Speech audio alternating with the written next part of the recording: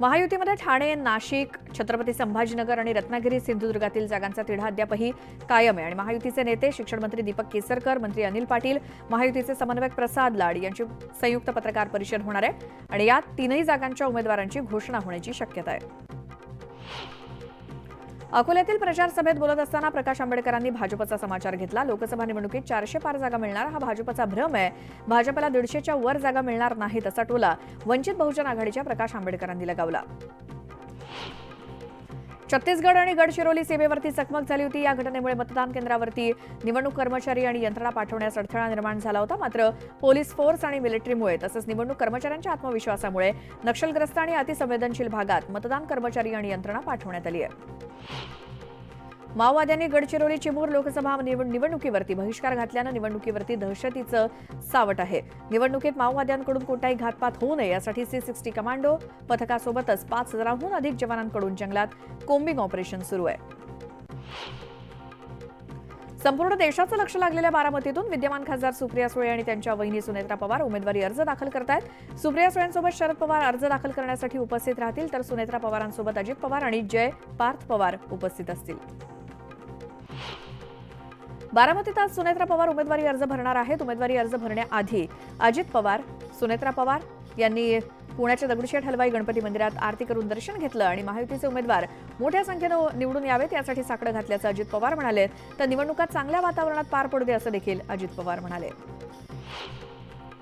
पुण्यातील विमाननगर परिसरातील hotel park एस्टीनमध्ये Ajit Pawar आणि देवेंद्र फडणवीस आणि भाजपचे कार्यकर्ते यांच्यात रात्री उशिरा बैठक झाली।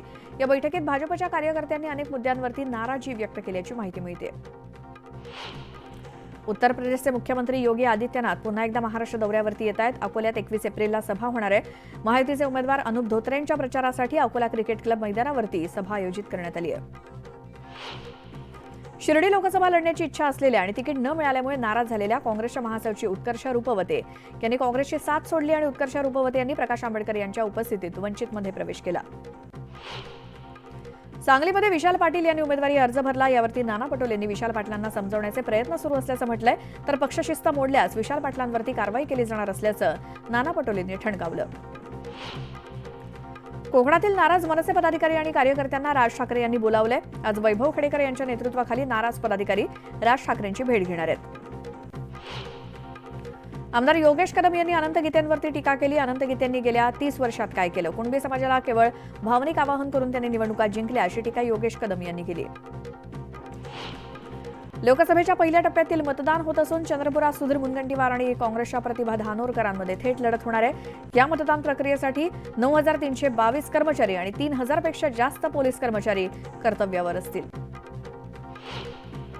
महायुतीचे साताऱ्याचे उमेदवार उदयनराजे भोसले अर्ज भरणार आहेत। अर्ज भरताना राजेंकडून जोरदार शक्ती प्रदर्शन केलं जाणार आहे। यावेळी मुख्यमंत्री एकनाथ शिंदे, देवेंद्र फडणवीस आणि अजित पवार उपस्थित असतील।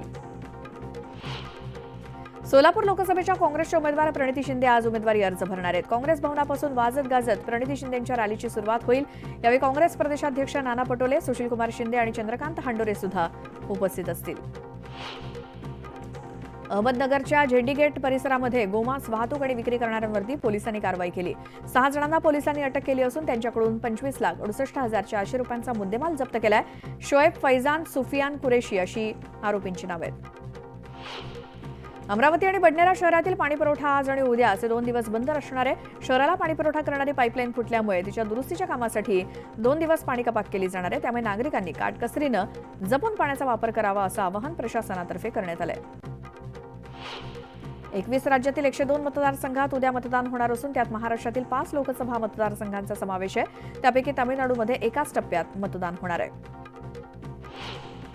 चक्रीवादळाच्या स्थितीमुळे गुजरातकडून कोकण तसंच मध्य महाराष्ट्रामध्ये आर्द्रतायुक्त उष्ण वारे येत आहेत। त्यामुळे राज्याच्या काही भागात शुक्रवारी आणि शनिवारी पावसाच्या हलक्या सरींची शक्यता आहे तर मराठवाड्यात पुढील 2 दिवस उष्णतेच्या लाटेचा इशारा देण्यात आलाय। मुंबईच्या तापमानात 5 अंशांची घट झाली असून 34 अंश सेल्सिअस तापमानाची नोंद झाली। मात्र आर्द्रता आणि ढगाळ हवामानामुळे मुंबईकर घामाघूम होत आहेत। राज्यामध्ये मागील काही दिवसांपासून उन्हाचा तडाखा वाढलाय। त्यामुळे उष्माघाताच्या रुग्णांची संख्या 82 वरती पोहोचली आहे। 3 दिवसात राज्यामध्ये उष्माघाताचे 5 नवे रुग्ण सापडले। त्यामध्ये धुळ्यामधील 3 तर ठाणे, सोलापूरमधील प्रत्येकी एका रुग्णाचा समावेश आहे। आणि यासोबतच इथे वेळ झाली एका छोट्याशा ब्रेकची। तुम्ही पाहत राहा न्यूज 18 लोकमत।